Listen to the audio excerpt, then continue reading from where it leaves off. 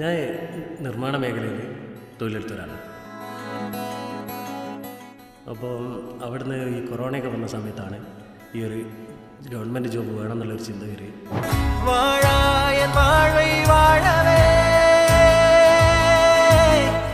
വീട്ടിലുള്ളവരെ ഭയങ്കരമായിട്ടുള്ളൊരു ആഗ്രഹമായിരുന്നു ഒരു സർക്കാർ ജോലി. അതിനാണ് ആ ഒരു ലക്ഷ്യത്തിൽ മുന്നോട്ട് പോകുന്നത്.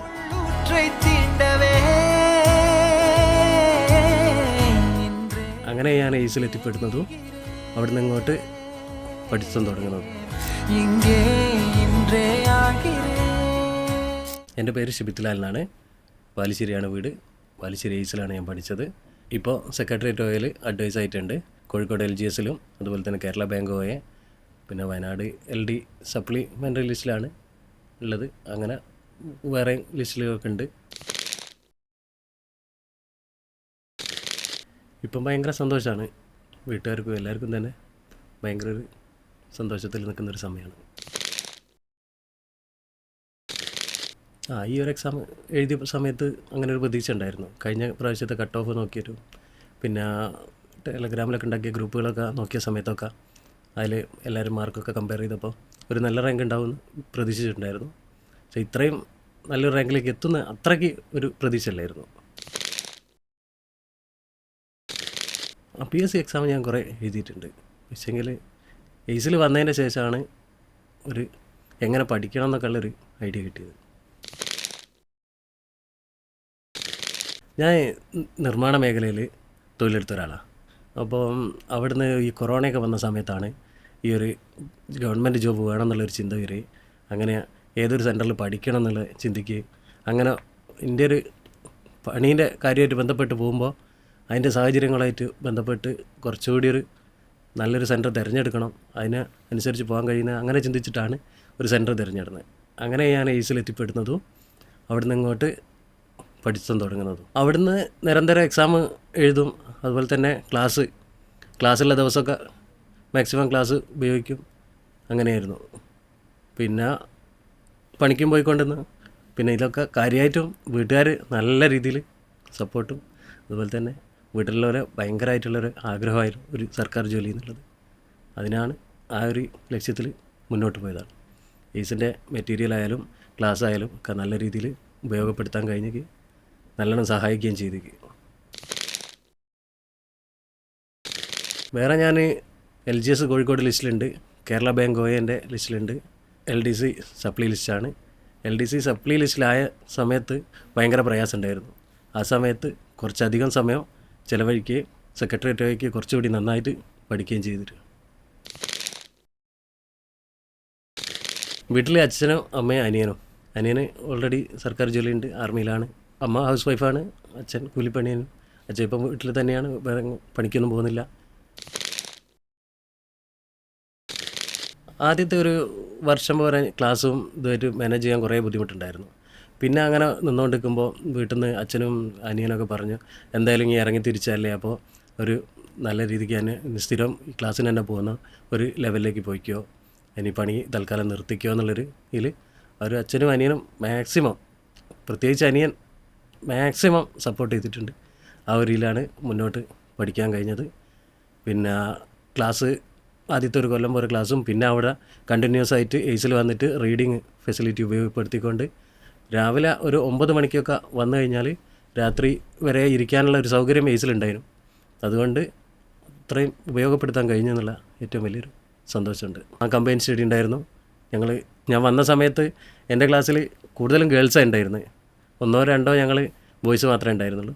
അപ്പോൾ അതിൽ കുറേ ഫ്രണ്ട്സ് ഉണ്ടായിരുന്നു. ഒരു പേരെടുത്ത് പറയാമെന്ന് പറഞ്ഞാൽ ഞാൻ അവിടെ നിൽക്കാൻ ഏറ്റവും കൂടുതൽ കാരണമായ ഒരു ചേച്ചി, ആശ എന്ന് പറഞ്ഞൊരു ചേച്ചിയുണ്ട്. ചേച്ചിയാണ് ശരിക്കും എന്നെ അവിടെ പിടിച്ച് നീ പഠിക്കാൻ പറ്റും എന്നൊക്കെയുള്ള രീതിയിൽ എന്നെ ഏറ്റവും കൂടുതൽ ഇതാക്കിയത്. പിന്നെ അതുപോലെ തന്നെ അഞ്ജലി, അതുപോലെ തന്നെ ഇപ്പോൾ സെക്രട്ടേറിയറ്റ് OA അഡ്വൈസ് വന്നൊരു അഭിരാമിയുണ്ട്. പിന്നെ അങ്ങനെ കുറേ ഫ്രണ്ട്സ്. പിന്നെ ഈ സെക്രട്ടേറിയറ്റ് OAൻ്റെ സമയത്തൊക്കെ കൂടെ പഠിക്കാനുണ്ടായിരുന്നത് എൻ്റെ ഇപ്പോൾ ഞങ്ങൾ പഠിച്ചുകൊണ്ടിരിക്കുന്നത് വിസ്മയ എന്ന് പറഞ്ഞൊരു കുട്ടിയാണ്. അങ്ങനെ കുറേ ഫ്രണ്ട്സ്. പിന്നെ അതുപോലെ തന്നെ മുന്നേ ഇവിടുന്ന് റാങ്ക് തേടിപ്പോയ ശ്രീജേഷ്, സാലി, അങ്ങനെ കുറേ ആൾക്കാർ ഒരുപാട് സപ്പോർട്ട് ചെയ്യുന്നുണ്ട്. ശ്രീജേഷൊക്കെ ഏത് സമയത്ത് നമ്മൾ വിളിച്ചു ചോദിച്ചാലും എന്ത് സംശയമായാലും പറഞ്ഞുതരാൻ തയ്യാറായി എപ്പോഴും കൂടെ ഉണ്ടാവും. ഞാൻ +2 പിന്നെ ഡിപ്ലോമ കംപ്ലീറ്റ് ചെയ്തു. പിന്നെ സ്വാഭാവികമായിട്ടും എങ്ങനെയോ ഒരു ഫീൽഡ് മാറി ഇറങ്ങി. ഡിപ്ലോമ കഴിഞ്ഞിട്ട് ഒരു 8 വർഷം പോലെ ഗ്യാപ്പ് കഴിഞ്ഞിട്ടാണ് ഞാൻ പിന്നെ ഈ ഒരു ഫീൽഡിലേക്ക് വരുന്നത്, പഠിക്കുക എന്നുള്ള ഒരു ഇതിലേക്ക് തന്നെ വരുന്നത്. അതിൻ്റെ ഇടയ്ക്ക് എപ്പോഴെങ്കിലുമൊക്കെ എങ്ങനെയെങ്കിലുമൊക്കെ അയച്ചു പോയി PSC ഒക്കെ പോയി എഴുതുക എന്നല്ലാണ്ട് അല്ലാത്ത രീതിയിലൊരു പഠിച്ചിട്ടൊന്നും എക്സാം ഞാൻ എഴുതിയിട്ടില്ല. പഠിച്ചിട്ടൊക്കെ എക്സാം എഴുതുന്നത് ആദ്യമായിട്ട് എയ്സിൽ വന്നതിന് ശേഷം. ഗൾഫ് എനിക്ക് വീട് വിട്ടു പോകാൻ കുറച്ചൊരു പ്രയാസം, മാനസികമായിട്ടുള്ള അങ്ങനെ ഒരു പ്രശ്നം ഉണ്ടായിരുന്നു. അപ്പോൾ നമ്മളെ നാട് വിട്ടു പോകണ്ട അങ്ങനെയൊക്കെയുള്ളൊരു ചിന്ത. അപ്പോൾ അങ്ങനെ നാട് വിട്ടു പോകണ്ട എന്നൊക്കെ ചിന്തിക്കുമ്പോൾ കുറച്ചുകൂടി എനിക്ക് തോന്നി ഗവൺമെൻറ് ജോബ് ആകുമ്പോൾ ഇവിടെ തന്നെ നിൽക്കാമെന്നുള്ളൊരു ആ ഒരു തോന്നൽ കൊണ്ടാണ് കുറച്ചുകൂടി ഇതിലേക്ക് തന്നെ വരാമെന്നുള്ളത് ചിന്തിച്ചത്. ഗൾഫിലൊക്കെ പല പ്രാവശ്യം പിന്നെ കൊണ്ടുപോകാൻ നോക്കി, പോയില്ല. അങ്ങനെ ഇല്ല, ഞാനത് കഴിയുന്ന നാട്ടിൽ ഞാൻ അറിയിച്ചില്ല എന്നുള്ളതാണ് സത്യം. അതായത് ഞാൻ നിരന്തരം വീട്ടിൽ നിന്ന് പണിക്ക് പോകുന്ന ഒരാളായതുകൊണ്ട് രാവിലെ ആ സമയത്ത് തന്നെ വീട്ടിൽ നിന്ന് ഇറങ്ങാൻ ശ്രമിക്കും കഴിയുന്നു. അപ്പോൾ നിരന്തരം അങ്ങനെ പോകുന്നതുകൊണ്ട് നാട്ടുകാരും ശ്രദ്ധിച്ചില്ല. പിന്നെ അവസാനം ഈ ഒരു 46 റാങ്ക് വന്ന ശേഷമാണ് ഞാൻ നാട്ടിൽ ഈ ഒരു സംഭവം പൊതുവായിട്ട് എല്ലാവരെയും അറിയിച്ചത്. അതുവരെ അങ്ങനെ അറിയിച്ചിട്ടില്ല. അപ്പം നിരന്തരം ഒരുപാട് ആൾക്കാർ വിളിക്കുകയും നമ്മളോട് സന്തോഷം പങ്കിടുകയും അങ്ങനെ കുറേ ആൾക്കാർ ഒരുപാട്, അതുപോലെ തന്നെ അമ്മ കുടുംബശ്രീൻ്റെ ഗ്രൂപ്പിലും അങ്ങനെയൊക്കെ ഷെയർ ചെയ്തിട്ട് അവരും അങ്ങനെ ഒരുപാട് ആൾക്കാർ സന്തോഷം അറിയിക്കാൻ വിളിക്കുകയും പിന്നെ ഇപ്പോൾ അങ്ങനെ ആൾക്കാർ കാണുമ്പോൾ ആ ഒരു ലെവലിൽ നമ്മളോട് ഒരു സംസാരവും കാര്യങ്ങളൊക്കെയാണ് മാറ്റം വന്നു. നമ്മൾ ആ ഒരു റാങ്ക് വരുന്നവരെ നമ്മളെ കണ്ട ഒരു മൈൻഡിൽ നിന്ന് എന്തായാലും മാറി എന്നുള്ളത് ഒരു സന്തോഷം. കഴിയുന്നത് ഞാൻ രാവിലെ നേരത്തെ ഒരു 9 മണിക്ക് തന്നെ എത്താൻ ശ്രമിക്കില്ല. അത് മാക്സിമം ആ സമയത്ത് എയ്സ് തന്നെ ഉപയോഗിക്കുക. പിന്നെ വൈകി വീട്ടിൽ ഒന്നാമത്തത് നാട്ടുകാരെ ഫേസ് ചെയ്യേണ്ട എന്നുള്ളൊരു സംഭവമാണ്. നേരത്തെ എത്തുമ്പോൾ ചോദ്യം വരും അങ്ങനെയൊക്കെയുള്ള. അപ്പോൾ അതുകൊണ്ട് മാക്സിമം സമയം എയ്സിന്ന് ഒരു 8 മണി വരെയൊക്കെ എയ്സ് തന്നെ തുടരുകയാണ് ചെയ്യുക. പിന്നെ വീട്ടിൽ പോയാൽ ഒരു PYQ ചെയ്ത് നോക്കും, രാത്രി ചെയ്ത് നോക്കിയിട്ട് അതിലെന്തെങ്കിലും എന്തൊക്കെയാണ് കിട്ടാത്തത് അങ്ങനത്തെ ഉള്ള കാര്യങ്ങളൊക്കെ പിറ്റേന്ന് രാവിലെ വന്നിട്ട് അത് കണ്ടിന്യൂസ് ആയിട്ട് ഇങ്ങനെ നോക്കി പോകലുണ്ട്. പിന്നെ ഓരോ സബ്ജക്റ്റും ഒരു വ്യക്തമായ സമയത്ത് തന്നെ പഠിക്കാൻ ശ്രമിക്കലുണ്ട്. ഒന്നാമത്തെ ഇംഗ്ലീഷൊക്കെ നല്ല ബുദ്ധിമുട്ടായിരുന്നു. അപ്പോൾ ഇംഗ്ലീഷിനൊക്കെ കുറച്ച് അധികം സമയം എടുക്കുക, അങ്ങനെ കുറേ ഓരോരോ എഫേർട്ട് എടുത്തിട്ടുണ്ട്. പഠനത്തിൻ്റെ ആദ്യ സമയമൊക്കെ ഞാൻ മാക്സിമം ഈ ഒരു ദിവസം ക്ലാസ് പോവുക, പിറ്റേന്ന് പണിക്ക് പോവുക, അങ്ങനെയുള്ളൊരു സ്ട്രാറ്റജിയാണ് മുന്നോട്ട് കൊണ്ടുപോയി. പക്ഷേങ്കിൽ പിന്നെ എനിക്ക് തോന്നി അങ്ങനെ പോയിട്ട് ഇത് എങ്ങനെയും ക്രാക്ക് ചെയ്യാനാവില്ല എന്നുള്ളൊരു ഇത് എത്തിയതിന് ശേഷം ആ സമയത്ത് തന്നെ വീട്ടുകാരും നല്ല രീതിയിൽ സപ്പോർട്ട് ചെയ്തുകൊണ്ട് മാത്രമാണ് അങ്ങനെ മുന്നോട്ട് പോകാൻ കഴിഞ്ഞത്. സാമ്പത്തികമായിട്ട് എന്തായാലും പ്രശ്നം വരും എന്നുള്ള ഉറപ്പാണല്ലോ. അപ്പോൾ നിലവിൽ ഒരു വലിയ വരുമാനം കിട്ടിക്കൊണ്ടിരുന്ന ആൾ പെട്ടെന്ന് നിൽക്കുമ്പോഴുള്ള കുറേ പ്രശ്നങ്ങളുണ്ടായിരുന്നു.